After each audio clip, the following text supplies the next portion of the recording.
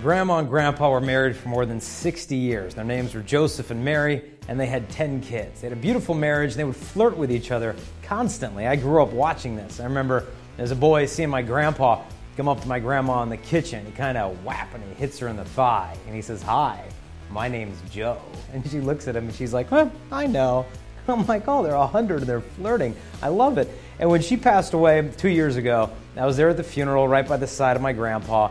And just before they closed the casket, he stood beside me, and he's real weak, hip and knee replacements, and he leans over the casket, and he's shaking, and he kind of leans over, he just gives her a kiss on the nose, and he said, "Bye, babe."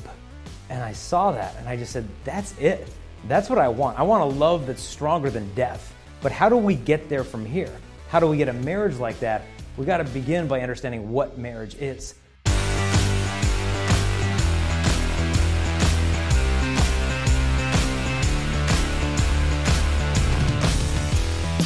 According to the church, the marriage is a total gift of yourself. Look at the wedding vows.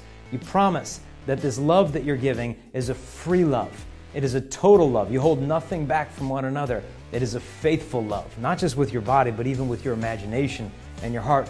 And it's a fruitful love that's open to the gift of life. And if you think about this is not an imposition of the church onto us. This is the very cry of our hearts for authentic human love.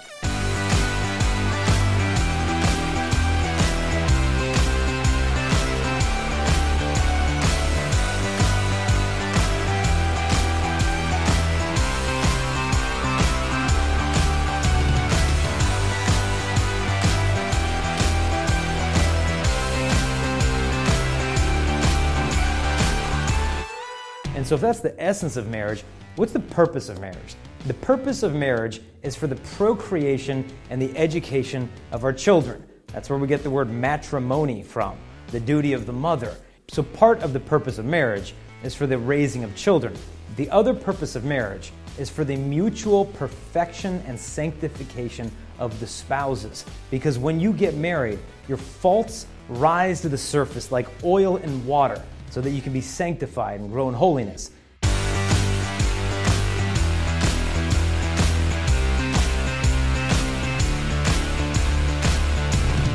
Now, if you think that the purpose of marriage is your personal happiness, well, I hope your marriage is happy, but honestly, that's not the purpose. Because if you think that that's the purpose, and it starts getting rough and tough and difficult, and all your faults come to the surface, well, that's when a lot of people bail out. But this is not God's plan for authentic human love. It's going to require us to die to ourselves.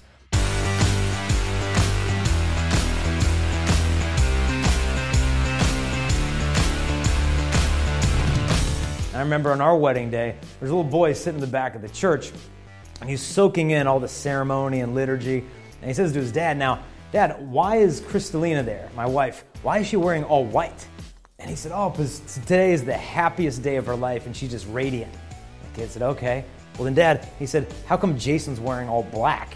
And, he kind of had a laugh, but there's something to this, that the black often in liturgy means death, that we need to die to ourselves for the love of our beloved.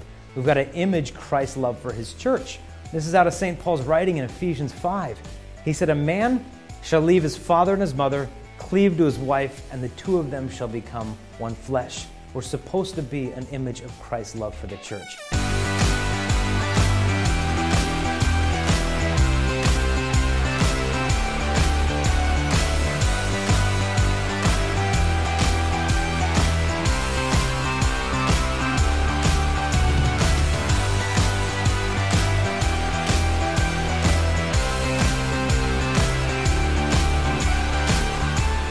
I knew of one groom on the day of his wedding. If you've ever been to a wedding reception, you're probably familiar with the custom where the bride sits down, the whole bridal party comes around her, and the groom kneels down in front of her, and he kind of starts to pull up her dress, and he pulls down off her leg the garter, which is a fabric around her thigh, and then he just throws it to a bunch of slobbering single guys who fight over it. Now, he didn't think that'd be the best way to introduce his bride to the family.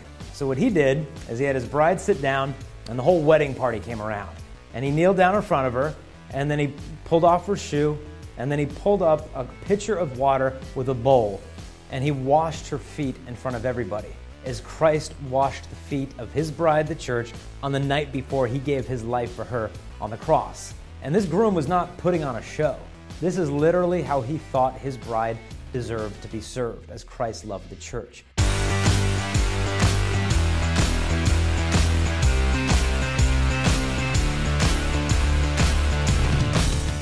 Now you might think, well, that's great, Jason, but I'm sorry, that is not the image I see of marriage at home.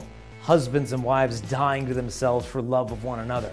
And honestly, a broken image of marriage might be all that you've ever seen at home. But I promise you, in the beginning, it was not so. When God created Adam and Eve, their bodies, their naked bodies, were a sign of an invitation to the other to love them in a way that was free, total, faithful, and life-giving. And through this love, to become a visible image of God's love itself on earth.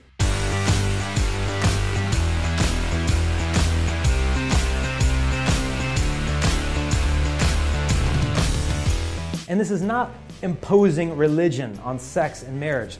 This is God's original plan. We're made in the image and likeness of a God who is love. So if you've ever wondered why you just long for love, it's because you're made in the image and likeness of God, and God is love, and nothing less will satisfy you. Lust will never satisfy you. All the pleasures of the world, nothing will satisfy you as much as authentic human sacrificial love.